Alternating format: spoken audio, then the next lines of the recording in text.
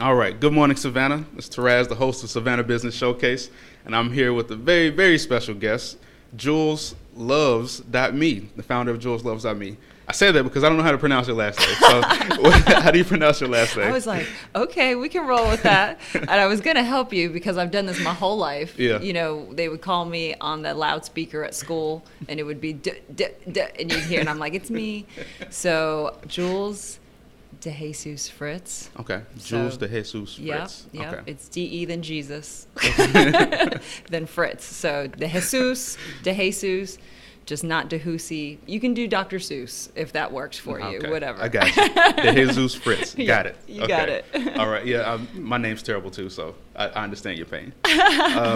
So, before I let you introduce yourself, I want to tell a quick story, and that's that when we first met, I met you here at the Creative Coast during 1 Million Cups. Yes. And you had a great presentation. Thank you had you. so much positive energy coming off of you. Thank you. And then I met you after. And you hugged me. You just threw me completely off, and I felt like you were just taking all my beauty away from me. Oh, no. I started stuttering. I felt like crust going in my eyes. Had a booger fall out. It was just crazy. You know what? It was beautiful because it was so real. Yeah. And I said, hey, did I just throw you off? Because I was like, the energy coming off of me is real strong right now. Right. And you were like, yeah. And you threw me off by hugging me. And I was like, oh, yeah, I do that. And so, no, it was so great. I think for two people to meet and to be vulnerable from the beginning. Yeah. And for it to be real. Yeah. And you were like, I'm an interviewer and I can't find my words. And I was like, this is so great. And I felt instantly connected to you. Good. So it was Okay. wonderful. I love that was So, let's high five on that. That was great. Right. So I'm ready today, right? I read a 5K a couple days ago. I'm ready. I did some push-ups this morning. Strong man. You were ready that day. You've been ready. You're always ready. All right, so let's dive in. So Jules, for the people out there listening, and this, please correct me if I'm wrong, but okay. You're co-founder of JulesLoves.me. Yes. Along with your husband Josh. Yes. And this is the bio that I remember you telling that day. Okay. So I might be wrong. So you began as a wedding makeup artist. Started doing makeup for film and TV. Somewhere in there, created a makeup line. Yep. Had a kid. Had a life-changing surgery. The surgery happened before, but you got it. Okay. Keep going. And now you're about to tour the country with your family, promoting your company. Well, it's actually, that's the way it seemed when I came and talked to you guys with the 1 Million Cups. Like I was promoting it, but that's just my life. Like I'm just going to be traveling because that's more of the when you retire kind of dream, right? You know, like we're going to live in an RV and tour the country. And we were like, why wait? Right. So, and then the storytelling of this really presented the idea of like, you should market this or you should share this. And because a lot of other people would like to know about it. Right. That was so interesting during the questions for 1 Million Cups when they were like, so back to this road show you're going on. I was like, this road show? Okay, sure. You know, because there was always clues and helpers all around you. So I had not thought of it that way. So I was like, oh, okay, cool. Yeah. That sounds great. Okay. But yes, you have the bio correct. Okay. Somewhere in there we started makeup line. Somewhere in there we had a kid. Somewhere in there had surgery. Okay. Right, so which one do you want to talk about? So introduce yourself to the people and how, introduce yourself. So my name is Jules, and I've been a connoisseur of makeup and all things beauty since I was really little. My first job started when I was about 8 or 9 doing beauty services because I didn't want to mow the lawn.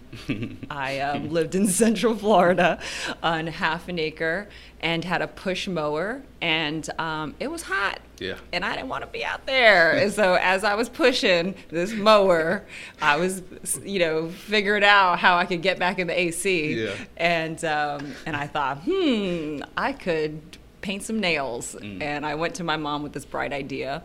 And my mom was so great. She was like, okay, what do you want to do? And I said, I want to paint your nails.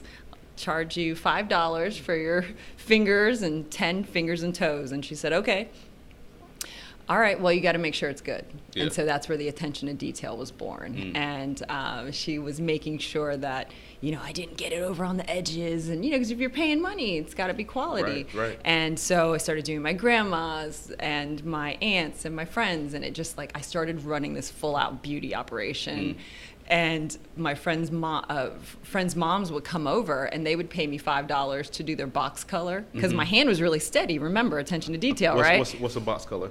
Hair color. Okay, gotcha. Right, gotcha. so you get your nice and easy or whatever it is that you're working with, and they would bring it to me because they didn't want to have a mess everywhere. Okay. And they were like, I'll pay you $5 if you do this. I was like, yes, sure thing. And I used to budget my money. I used to have $5, and I knew how much I could spend at the school store and buy my erasers and pencils and my hair gel, and presents. I really wanted to buy presents for everybody. I was really into that. So that's where it all kind of started, and then it spilled out onto my friends at school and just continued to grow. It wasn't until about I graduated high school that I thought, maybe this could be something. And I drove my counselors crazy because I'm a Hispanic female with a single disabled mom, and I had a really high GPA. So they were wanting to, have me fill out all these applications for scholarships and grants, and people are just going to throw money at you. And I always had another idea. I just kind of had this idea of, I've got my own plan. I'm not really sure exactly the details of it, so don't bother me with that.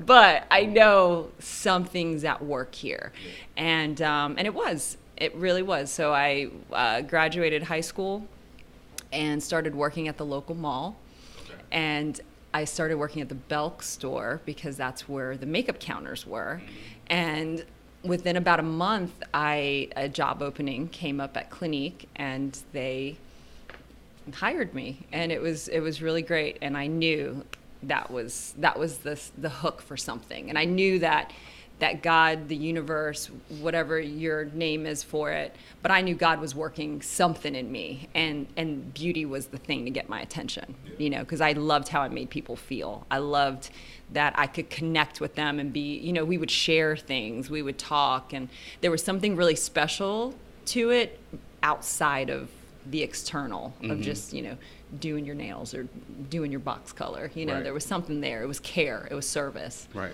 So how did you go from Florida to Savannah doing that? Oh, this is a good story. Okay. Oh, gather round, children, gather round. Okay, so I went to my 10-year high school reunion 10 years ago.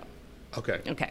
So I go, and I'm in Central Florida in my hometown, and friends from Savannah, they had gone to SCAD, were just 100% convinced that I needed to be a makeup artist in Savannah. I mean, they almost had a PowerPoint presentation kind of thing. Like, they were so sure. Yeah. And so the reunion lasted 3 days. It was 3 days of events. And every day, we would go and grab a drink, and they were cheersing, like, cheers to your move to Savannah. I was like, oh my gosh, you guys. And it was 2 guys, and they were my best friends through middle school, and they were just like, Savannah needs you. I was like, I've never even been there. And they said, it doesn't matter. You're going to come live with us. We have a big house. Yeah. You're going to stay with us rent-free, and you're going to try. And that's what's going to happen. I was like, just as clear as I'm looking at you, this is what's going to happen. Wow. And I thought, how about a road trip? Yeah. Can I explore first, But just so you know, it's not outside my comfort level to move somewhere I've never been before. Clearly. I do that kind of stuff. So I was like, oh, this feels really good. I don't know what's happening. And I talked to my mom, and she said, I think there's something to this. I think there's something good happening here. And so I went 3 weeks later on a road trip, and already kind of had that feeling of you ever had the feeling like your future is tugging at your present, like kind of leading you to the place, it's just like, come follow, being guided. I felt that. Yeah. I felt that real strong. And so I get to Savannah, and there was a roommate they didn't tell me about. And that roommate is now my husband. So just snuck him in there, huh? just gonna slide that one right in there. And he knew about me. Okay. I did not know about him. And so that's how I met Josh. Awesome. And so we fell in love immediately. It was just kind of one of those things. I actually was like, nope, I'm not here for this. You're not going to distract me. Yeah. But it was like written in the stars. We were supposed to be together. So a week and a half later, I packed up my little PT Cruiser in a dream and a makeup box. And I took off and I went. And at that point, I had already done a national certification for makeup. So I had all my paperwork in order, if you will, to go do it. And they allowed me an opportunity to do that. Awesome. And I got here and I hit the ground running. Yeah. So what did you do first? What was it? You didn't know anybody, but you had your paperwork. You had the skills. So like, what was the first thing you did to reach out I went to salons and I said, hi, let's be friends. I do makeup, you do hair, we should do something. And they were like, nope, I'm not real sure what your intentions are, but you're talking crazy business with this whole you just do makeup, like why don't you do hair? And it was really weird. And I was like, well, I'm just trying to focus on this. Not that I couldn't do hair, I just wanted to focus on the one thing and be really good at it. And so it wasn't working for me. And so I decided to use social media. But it was MySpace, not Facebook, right? Do you remember when Tila Tequila like got famous? Okay, I'm gonna take you way back. Yeah, I don't Tila remember. Tequila, she got famous. She was the first person to have 1 million friends, and she got famous and got this show on MTV, and she was a big deal, right? Yeah. And I was like, okay, I really can't pinpoint what she does, except have a lot of friends. There's no reason that she can have all this attention, and I can't have attention towards something good that I'm doing. Right. So I believed that I could create an audience. And I started to by just living it as if it were already happening. I never talked about it as, I never did a fake it till I made it kind of thing. It was, I'm going to speak it into existence. Like I'm just going to prepare myself for this. And through that confidence, I guess you could say, it started attracting the right people, and because helpers show, when the good work is being done, the helpers come to help you. And so slowly but surely, I was linking up with the right people. And, but I was like, well, how am I going to tell these people what I do, that don't know me? How am I going to get myself out there to people who aren't on MySpace or aren't, hip with that? Right. So I thought, and I went to the mall to get a lip gloss because that's what I do when I think. I'm just kidding. That's just what happened that day. So I went to the mall, and I saw this bride, and she had this veil on, and she was sitting at the counter, and there was a prom happening. So like all these girls it was a lot of commotion happening at the counter, and I thought, why are you here? Not to knock anybody that's ever been to the counter to get their makeup done, but there were no other options. So I don't know that she truly wanted to be there. If you truly want to be there, have at it. Like, there are great people there to take care of you. This particular day, there was only 2 makeup artists and like 500 girls is what it felt like, And how long was this from the day you arrived until the day you were at that makeup counter? Oh, not that far, not that long. Okay. It was definitely within like, maybe a month or 2, max. It was real early into it because I was still like just kind of getting, I wanted to lean on the side of more like a month. And so I go to, like I said, I'm at the counter and I'm just like, I really wanted to love on her. I really wanted to show her attention. I really wanted to just, it's your day. Like, come on, I want to be your bestie kind of thing. And she lingered with me. And so I left and I thought, okay, I found my market. I had no idea Savannah was the 2nd largest wedding destination under Vegas. So again, divine inspiration, all of that came together in divine timing because nobody was really doing makeup like that. Again, you were either a hairstylist that did a little bit of makeup or you worked at a counter. There wasn't really a freelance kind of person that would go to your place. And so I thought, that's what I'll do. I'll focus on that. And so I created an experience. And so I got my little director's chair and I would play their favorite music and I would just, create this like love, this environment of, I want you to feel so good you're going to float down the aisle. Like your face, oh yeah, by the way, I'm going to do your makeup too. Yeah. But overall, you're just going to feel so good. And the great thing about Savannah is when you do good business, the word travels fast. And so then I decided, okay, I need to get this message out there. Now that I know what my specialty is going to be, I need to go tell people so they can hire me. So I was like a politician going through shaking hands and kissing babies and like, hi, I'm Jules, I'm a makeup artist. Hi, right? And so we get to the place of, all right, I need to really boost this. And then I started doing home parties with a jewelry line called Jules and Jules. And I would do 30 minutes of makeup tips and then sell them some jewelry just because they wanted to buy something and I needed to supplement my income. So it was a win-win. But overall, it was awesome because I realized how hungry women were for the information, for really the power that comes from knowledge. Like, I want to know how to do my eyeliner for when I want to do it. I don't want to feel handicapped in this situation of, oh, I can't do it and I look terrible when I do, so I don't even try. Like, that was breaking my heart to hear that. I'm like, no, I can help you with that. It's something I know how to do. I can help you easily with that.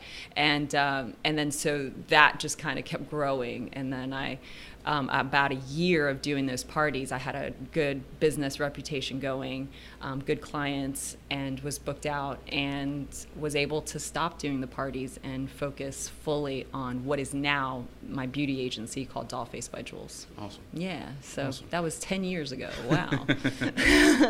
Old memory lane. How you kids doing out there? Following my story? Hope you got some cookies. I think you lost everybody at MySpace. Yeah. No, they were like, oh, wait, I do have an account. Let me go check on it right now. So explain your different platforms to people, because you have Dollface, you have Jules Loves, you have your jewelry line. Right? No jewelry. No jewelry. Okay. No jewelry. I have a makeup line. So I have the way that it works is, so with the beauty agency, I train makeup artists who are typically earlier in their career, because I end up becoming not only a teacher but really a mentor, because it's a hard business. And mentally, especially when you're putting yourself out there to do something that you love, mentally that will rage a war inside of you, because your little self will be like, no, we can't do this. This is too scary. This is unknown. We can't do that. So I'm more of a guide in helping, like, how we keep all that connected and keep you straight.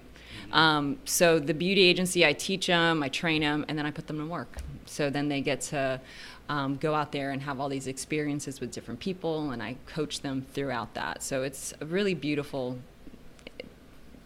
program, I guess you could say, that we put them through. And then from there, they use the makeup line. Okay. And the makeup line came about because... What's the name of the makeup line? JMTM, Jules More Than Makeup. And the more the makeup part came from it being educational. So again, what I realized through all these years of, having these countless women go through my chair was there was a lot of desire to learn. And so I wanted to teach. And so I needed teaching supplies, because I would send them to Sephora or Ulta or wherever with a list of things to get, and then they'd get upsold at the store and then come back to me more confused. So I wasn't helping. Right. And my husband, who has a background in chemical engineering, had always, from when I got to Savannah, said, you need a makeup line. And I was like, dude, I'm just trying to pay my rent. Like, I'm just, really trying to be full time with this. Yeah. I love that dream, but I don't see it yet. But that was my little self saying, no, we don't know the unknown, right? So got the makeup line, had an unsuccessful crowdfunding campaign, which was a blessing in disguise, right? So I failed publicly. And then I woke up the next morning and I was still alive. Right? Keep living. I was okay. I was like, oh, wow, I made it. I'm okay. And then what I realized, the money that we didn't get was the money for a video budget. Because I promised tutorials to go along with the makeup line. And so introduce Josh's new skill. So desperate times calls for desperate measures, and we were determined that we were going to do this still, and he taught himself how to become a videographer. And we delivered on time everything that we said we would deliver. So and he sparked this new passion and love for something that he had never even considered doing. So it was really cool how that whole thing came together. So the makeup line is very much so based on education, but really it's about encouraging self-love and acceptance, because women have a hard time with accepting themselves, and I have had that struggle. And so I now know that to just look at yourself in the mirror and appreciate where you are does so much more for your being than you can ever realize. And so I'm an encourager of that, especially because we're bombarded with all these unrealistic images, you know, of photoshopping and stuff. And I'm on the other side of it, so I know. I know what the model comes in looking like, and I'm not saying they're ugly, but I'm saying that they don't look like the finished product.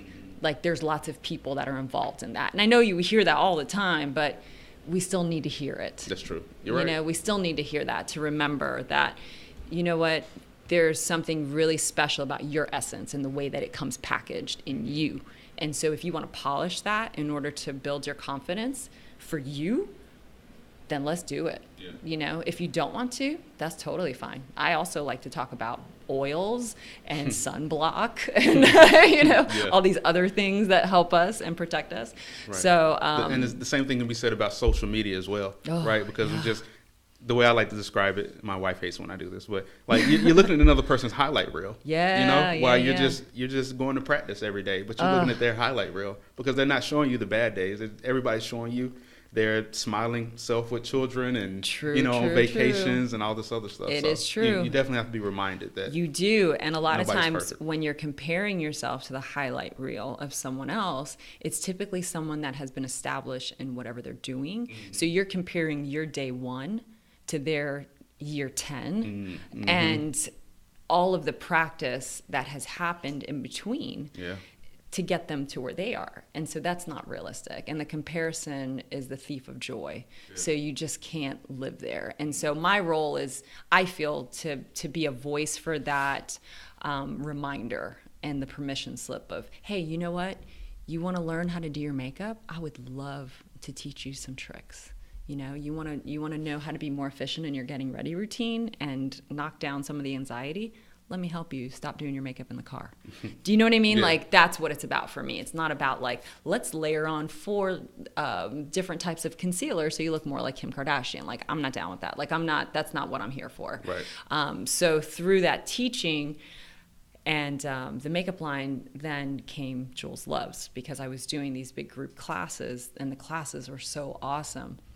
And I started to really uncover the amount of negative self-talk that we do. And they couldn't hide from it, because there was a mirror in their face and they had no makeup on. And they had to look themselves in the eye, and they didn't want to. And I was like, whoa, there's something bigger here. And so it's always been almost an uncovering, like through the process. It was like, oh, you get to help people and give them service and love on them. Okay, now next layer. Now you get to teach them so they can be their own makeup artists and feel good. Then there was the next layer. You have to remind them that they are enough. So that's where the evolution of the businesses have really come to be. And now that I know is my purpose. That's my thing. To be a person that is not only in the beauty industry, but just a person that is okay to be vulnerable and be real in those moments and say, like, guess what? You know, I've thought that too. I've felt that too. It feels personal. Like, I wrote this for you, because it's universal. You know, I'm really just talking to myself. That's what a lot of it is. So how is it? I have actually a few other questions, but I'll ask this first. So, because my wife and I could never work together. So how is it working with Josh? Because it's Josh, right? Yeah. How is it working with Josh? He because I know he handles a lot of the back end. Yeah. So how is that? How do you guys get through it? What are some tips you can give to other married couples? Yeah, you know what? We've been working full time together for 7 years, and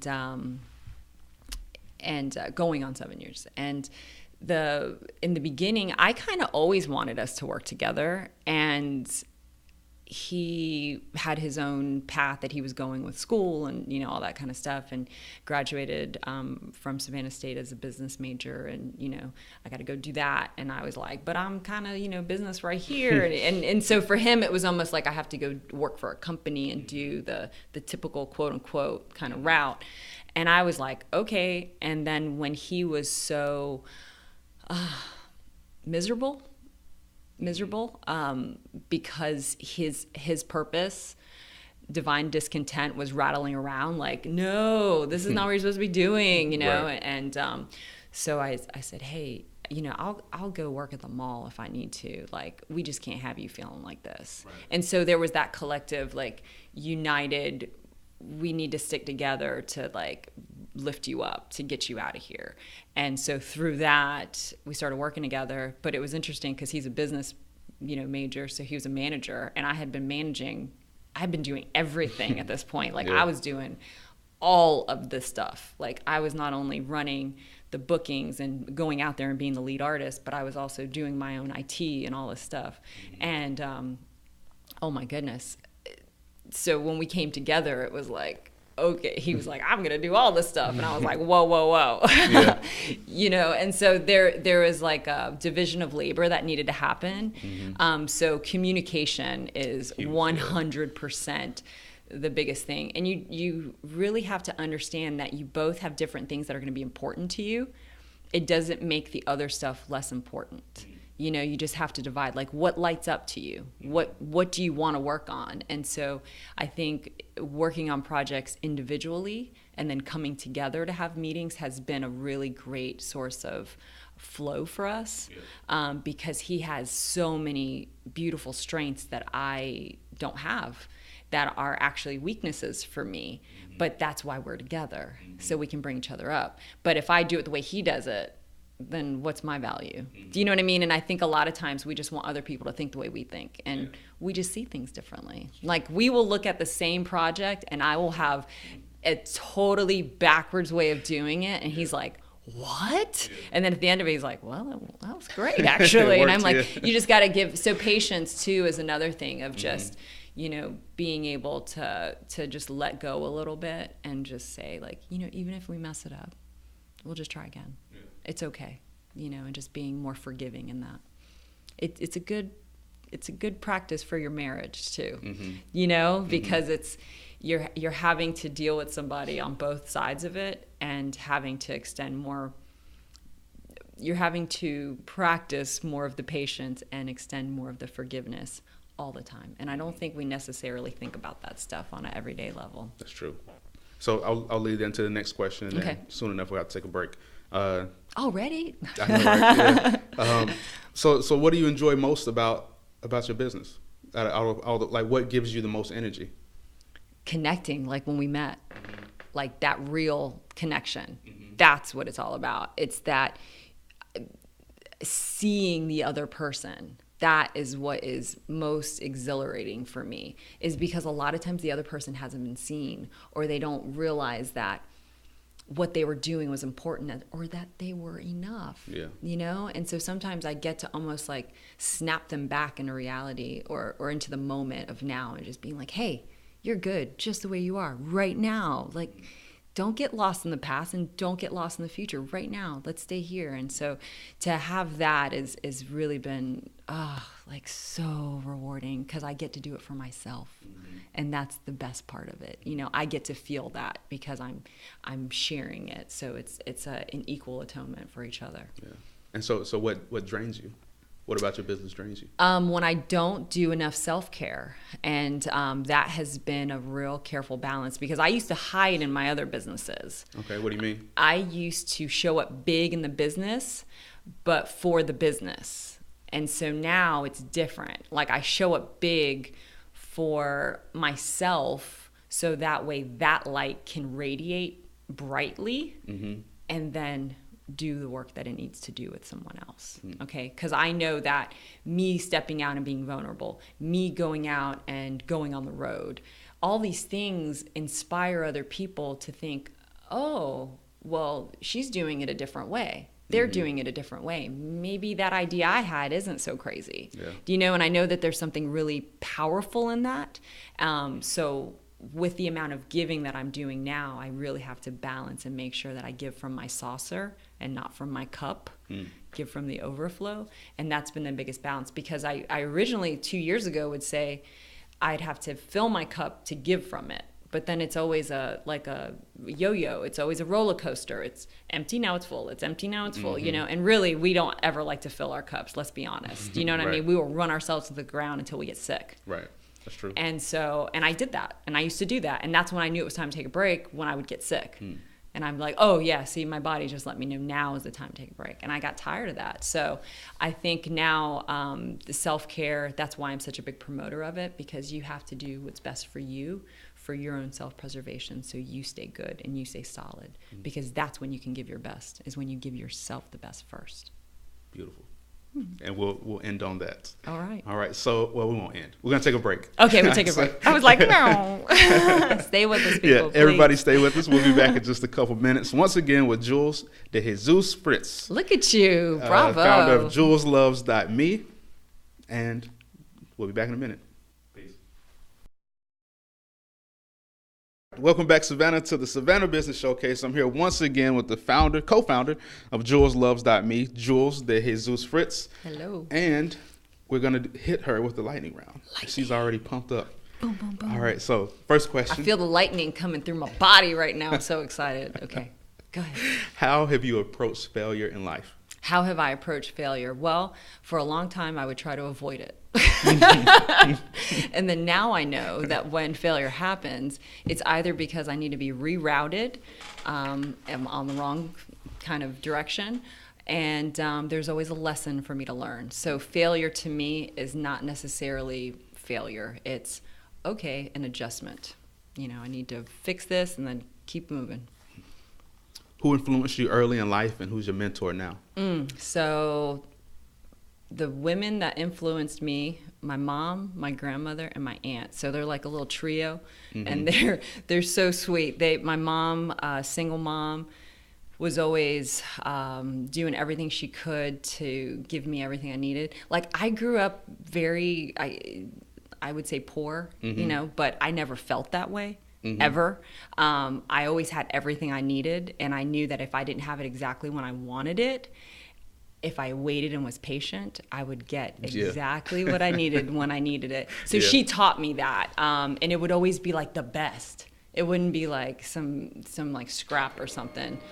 So so she taught me that. My grandmother was a huge source of strength and example of determination.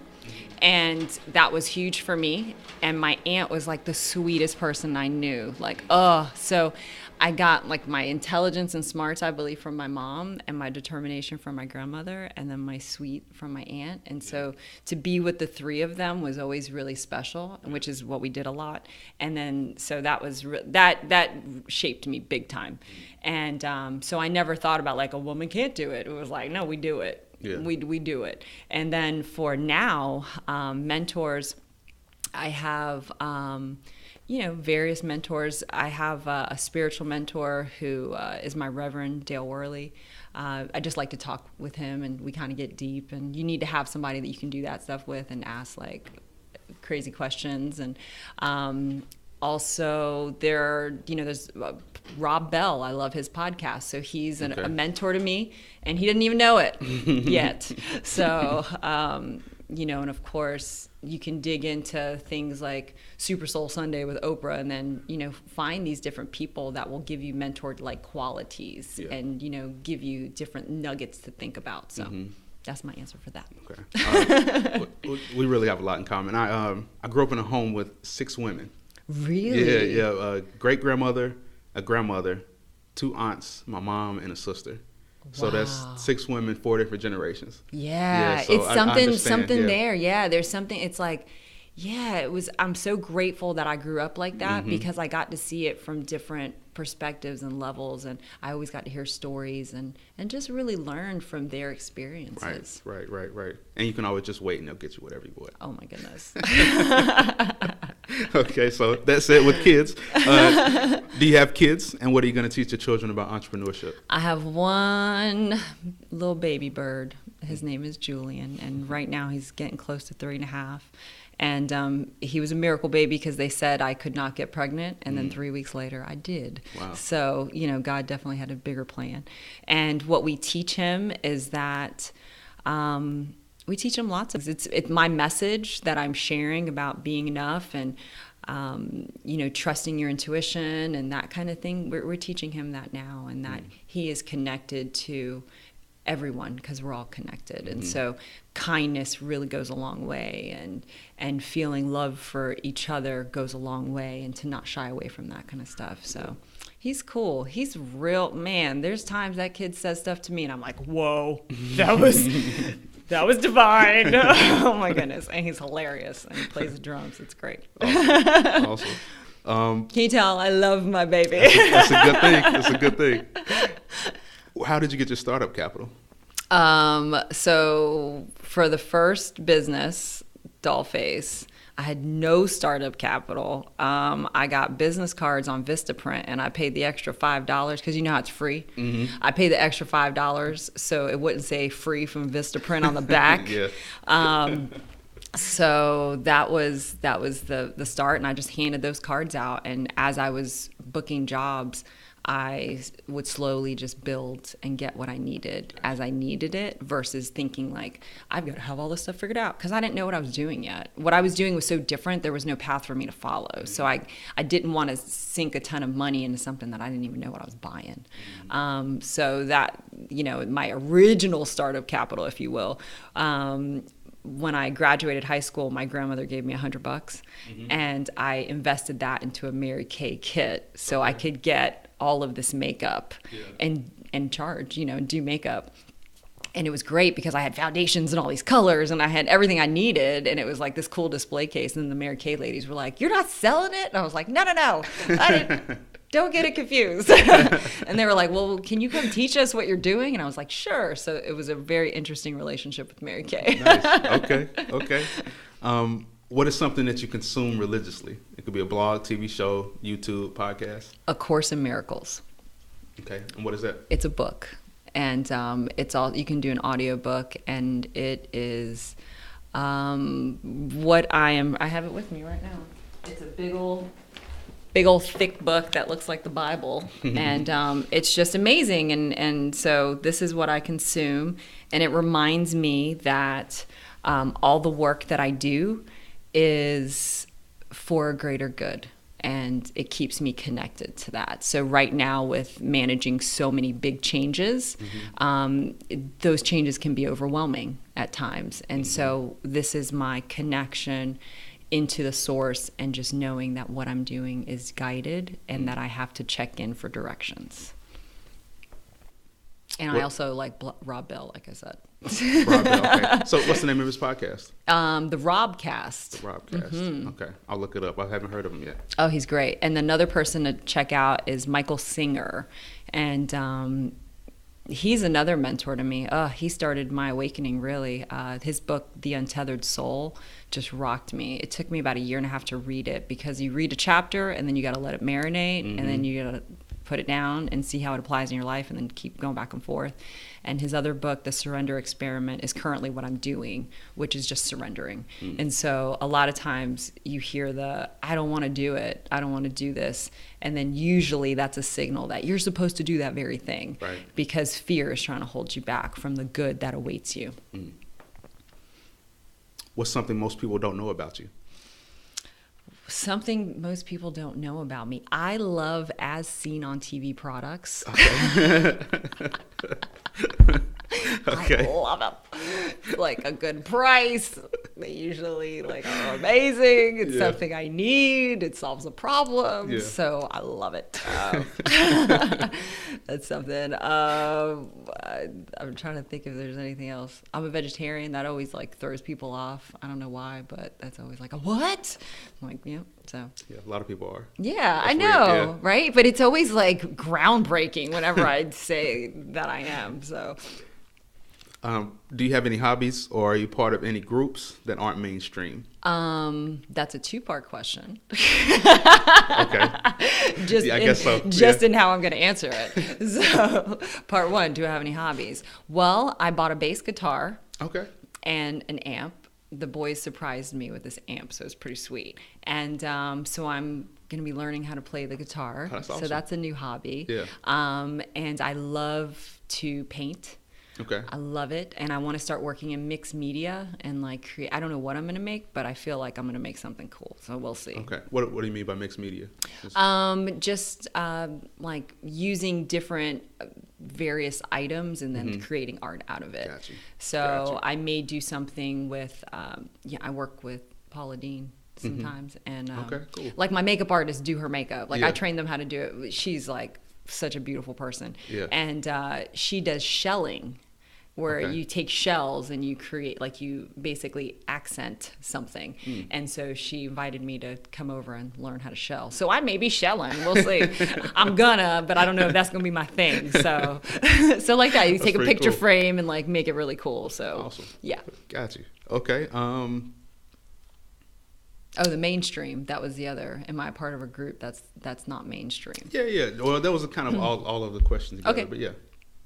Are you? Did you think of something? So like, I guess I asked because I played something called disc golf. I don't know if you ever heard of that. Oh, disc golf, yeah. So, but it's a big thing, but a lot of people don't know about it. Yeah. Right? So are you a part My of husband anything loves like that? disc golf, Get out of actually. here. Yeah. Nice. Okay. They used to have that on the Wii, I think, too. They had a game. They had something like it. Yeah. Yeah. Anyways, but yeah, I do No. know about that. My mainstream group that I'm a part of, the only group I'm a part of, I'm actually a prayer chaplain. And Okay. so like we have a group and it's part of my church. And so I think that's I don't really have a ton of time for, Yeah. but that is, and we get together and we do affirmative prayers and yeah, Awesome. so that's my group. I got all sorts of stuff. Maybe that's something people wouldn't know about me. I'm a prayer chaplain. Yeah, there you go. What was the last movie, TV show, or book that made you cry or tear up? Oh, Lord. Oh, The Shack. Have you seen it? The Shack, no. You haven't seen The Shack? No. Okay, everyone listening right now, including you, get the Shack. It's Redbox it. It's $1.50 or whatever.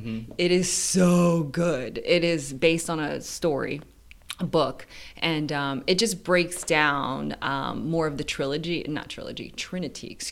totally different, the Trinity, and just the relationship of that, and it's so well done in a way that as a person you can really understand it and apply it to your life, and it will make you cry so good. So if you had a good cry, you need to work out, that one's totally gonna do it for you. Okay. So The Shack, it's like a 3 to 4 tissue kind of movie. Okay. Okay. Or maybe a box, depending on what you want to That should be a movie rating site. You rate it by tissues. Yeah, I That'd rate be it by a good idea. tissues, Yeah. right, yeah. or how much my stomach hurts after I've been laughing. What did you do growing up that got you into trouble? I used to wear makeup when I wasn't allowed to. I actually wasn't allowed to wear it until I was 16. And as like a budding makeup artist, that was like so painful. Yeah. So I would get busted. I'd have lipstick. I always wore red lipstick. And I think because it was easy. And my mom would pick me up from school early sometimes. And like the call would go out like, your mom's here. I'm like, no. So I'd go to the bathroom and like try to get all this red. And it's hard, right? So I try to get it. And then I put my little CoverGirl compact like over my mouth to try to like blend it. So and then it ended up looking like I was just making out with somebody. So it was just, yeah, I always got in trouble for that. I was like, you wear makeup again? She just wanted to keep me like, don't grow up too fast. And I knew that, but that was so annoying to me when I was a kid, you know. It's like, no, I just want to express myself. Silly.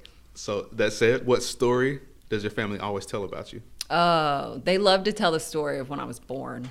They love that one. I was a huge baby. I was 2 weeks overdue. I'm not kidding. I was like 23 inches long. Wow. That's almost 2 feet. Yeah. I haven't grown much since birth. Like, I'm not a tall person. So, I mean, like, I was like a 3-month-old baby when I came out, like 9 pounds, 3 ounces. So anyways, so it was difficult. And I was born in 79. So, technology was a little different back then.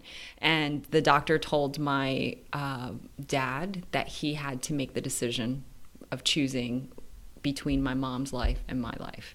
And so it was, as you can imagine, a lot going on. And he was so distraught, and he said, you have to save them both. Like, I can't pick. And so he did. And so we made it, and I came out smiling. Yeah. And they always say, like, I wasn't crying when I was just smiling, and I was really happy. And so it was just I went through this huge ordeal to be born. And then it almost seemed as if I was so happy, so grateful to just be alive. And so that's a story. And then everybody was, just really enjoying the miracle of life that had just occurred in such a big way. Yeah. So they like to remind me of that story. And I'm like, yeah. And then I we just laugh and hug and just live there in that moment for a second. So this isn't on the it's not on the list. I didn't brief you on this one. Yeah. But so at one point in your life, did you realize you were different? Well, that it's funny that you asked me that question, because through that birth story, right, my grandmother on my father's side was there, and she was a well-known evangelist that toured the world, bringing people the message of God's love, and so she prophesied it over me at that point that I was going to do the same. And so I grew up always hearing this, and I didn't really like that. And so I was like, I don't want to be a flying nun. Like, I don't want to, because that show was happening, I was like, I'm a kid. I'm like, that's too much responsibility. Like, why do you keep telling me this stuff? I just want to live my life. I don't want to go, what does that mean? Like, a missionary, an event, like, what is this? So I tried to hide. So, and hiding in different businesses and being good at other stuff, but not necessarily being front and center with that, because I didn't know what that meant. And I was like, that's too heavy, and so I always had a background. I always really liked church and stuff, but I didn't necessarily like the religious side of it. And eventually that's what I had to break away from and transcend in order to find my own source to it. So I guess from the beginning. You knew it. Favorite book? I'm loving, the Untethered Soul and Surrender Experiment, are just kind of like tops. But Rob Bell's book, man, I'm like loving Rob Bell, right? You need to meet him. I know, like he's got this book, and it's perfect segue into this.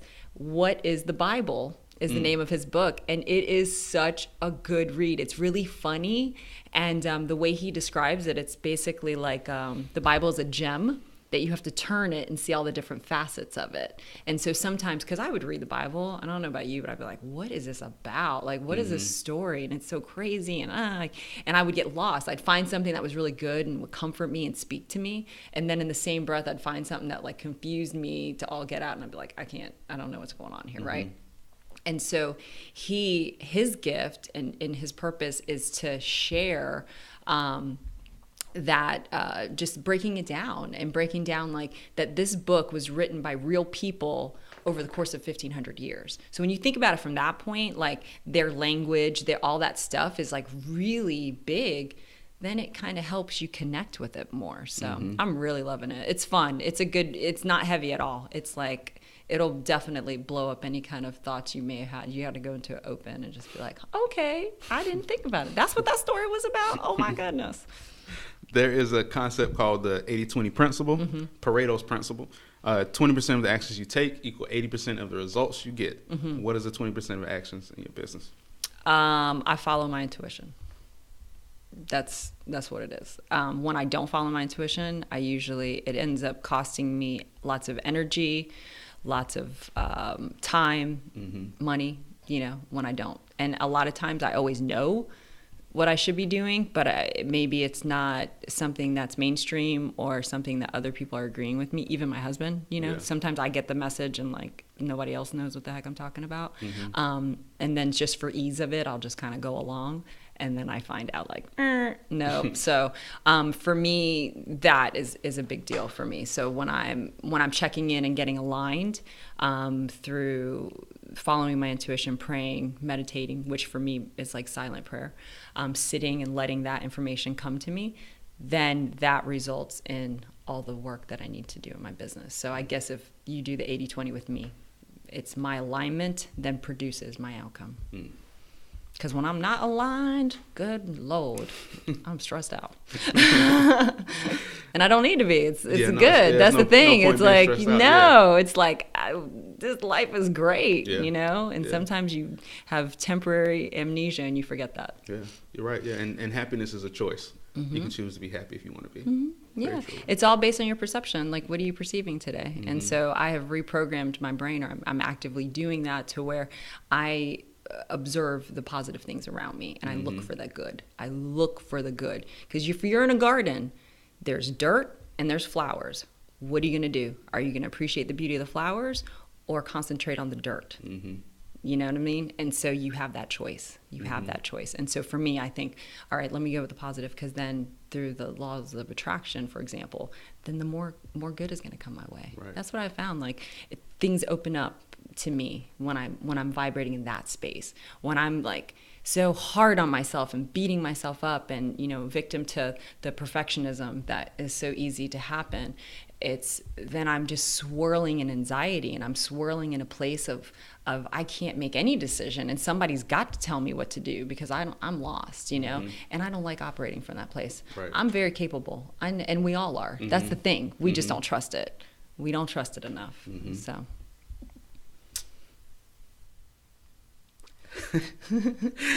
I don't even know. I'm just laughing with you. I'm like, I don't know. I can't see these questions, by the way, folks. I can't see anything. Do you feel that your business is your life's calling? Yes, clearly. It's all wrapped up in you. 100%. Yes. I tried to show it big in the businesses, and then it had to evolve its way into being the calling. Right. I wasn't ready for it in the beginning. I wasn't ready, I was like, no, I got things I got to do. I want to be like a celebrity makeup artist or something big. And then I got there and I was like, oh, wait a minute. Yeah. There's something more, and just keeps leading you forward. And not to analyze Josh, but that's probably why Josh felt like he needed to go into another business first, so he can gain that confidence. Yeah. Just a little bit. Oh, yeah, because totally. That's the hard part. And that's why some people need to go to college and some people don't need to go to college because they need the confidence of having that. Yeah. Business group. And we also have two very different backgrounds. Like he was raised with the background of like, you go to college, you go get the good job, and you get your benefits, and you work it to the top. And I was not raised that way. I was raised of like, college is optional. Like it's you have a good head on your shoulders, you follow what makes you happy. And my brothers are also entrepreneurs, so it was just very much of like, so what are you gonna do? Like what business are you gonna create? So it was just a different environment, Yeah. And Josh, don't be mad at me when you see me. I wasn't analyzing you. Like no. Oh, he knows. Like, we're so happy to look at that stuff and be like, look at the progression. Like now he's like, no way, that's old news. Right. Like, is there a quote that has always been a mantra that you live life by? Yes, everything I need is available to me in the moment that I need it. Not in the moment before, and not in the moment after, but in that perfect moment. That slows me down a lot because sometimes you want to stir pots and you don't see things happening the way that you want them to happen. And sometimes you didn't get the clear message. Sometimes it's what you wanted. It's not necessarily what was going to bring you the best outcome of what the greater good was for you. And so we just try to do too much a lot of times. So I just have to slow down and just stay in that place of peace. Yeah. And then, oh my goodness, it's like honey, and you're just attracting so much good to you, So that's what I do to kind of snap myself out of the place of feeling any anxieties about lack or anything like that. It's helpful. Do you consider yourself an introvert or extrovert? That's a good question. And most people would think that I'm extroverted, but I'm actually very introverted. Like I am a homebody. I love being like, my tribe is my family, like my crew. That's who I want to spend my time with. And I'm very content with just living in that kind of space. But there are times where I have to be extroverted in order to share a message. So that's where I feel like then I come to a different place within myself, and then that can shine. Yeah, but most people think it's like party all the time. And I'm like, no. I mean, I'm goofy all the time. I'm totally a jokester. If you could live anywhere in the world, where would it be? Anywhere in the world? Anywhere in the world. I'm going to go real far and go to Florida. I really like the Ocala National Forest. Okay. Like that area, there's lots of beautiful springs. So I don't know. I don't know that I necessarily want to live in one particular place. I love Mexico. Oh, I love Mexico. Puerto Vallarta, I love it. We went a honeymoon there, and we went to a vacation last summer. Oh, it's like a dream. Mwah, beautiful. People are beautiful. Everything's great. But I don't know. We'll see. That's why the joy of taking this Airstream around is going to be like finding new happy places. Yeah. That I can. I also like the mountains of Boone, North Carolina, over in that area. Oh, love it. So I love to be in nature and wherever I can really appreciate that. I feel so connected to it. And so I hope to kind of have like different lots of land that I collect, and I can just like kind of visit my happy places. Take the Airstream wherever you want to go. Yeah. Well, we'll make it an airboat, I'm sure, at some point. I'm just kidding. So this will be the last question. Advice? So soon. Oh. Advice for entrepreneurial kids and their parents. Oh, entrepreneurial kids and their parents. That's an awesome question. I actually speak to a lot of beauty schools. Okay. And I love the middle school group, especially because I feel like they're very hungry for the knowledge. And the knowledge is again, trust your intuition. Trust your intuition. You have an internal teacher and guide that is constantly giving you direction, but you cloud it up with all of this, preconceived notions of who you're supposed to be and what you're supposed to be doing, when really it's like, just quiet down and just stay there in that moment of quiet and just figure out where that flow is wanting to take you. It's like there is such a strong life force within us that it's like what we forget is like we didn't create ourselves. Like boom, right there. You did not create yourself. So why are you trying to like drive it so hard? Right. And it's like just back up a little bit and see where the flow is trying to guide you. And kids at that age of like that middle school level, they're really apt to accepting that because they're like, yeah, something's happening. Like me, I was, fifth going into sixth grade, and I'm starting a business because something was happening. And so what happens, I think, when you get to like high school, maybe middle school was tough, and then now high school is really tough, and with bullying and all the stuff that happens, it's like you forget that. You forget how to listen to that. And then you spend so much of your life trying to get back to it, So what I do is I try to reach those kids now, and I'm like, hey, don't lose that. That thing that makes you different, that makes you feel like you're an outcast or a misfit. Me too. I never fit into anything. I was always like bouncing around because I was like, oh, this is not really my group, I guess. And it was just perceived like they all liked me, but I never could accept it because I felt like there was something else, And so you end up trying to break that so you can fit in. And then you end up breaking your spirit, and then you have to go through like a midlife crisis or an awakening to remember that you are pure gold. Yeah. That's what it is. You are pure gold. Beautiful. All right. So we'll round off with that. All right. So how can people find you? How can people find me? I'm pretty easy to find. The website is Jules, Jules, loves.me. And that's the name. So when you're typing in the web address, I was already talking to you, awesome. So you already know, like, you know what? There's one person. Because sometimes you need to know, like, just the one person loves you and cares about you, sees you. Yeah. And I always wanted to be that friend in life. And so now that's my mission, if you will, it's like it feels very appropriate and feels very rewarding. Okay. And just the contact form there, is there email? Yeah. There's all that. I think that would be the easiest place. In the podcast, I've got Jules Loves, or it's just Jules Loves Me.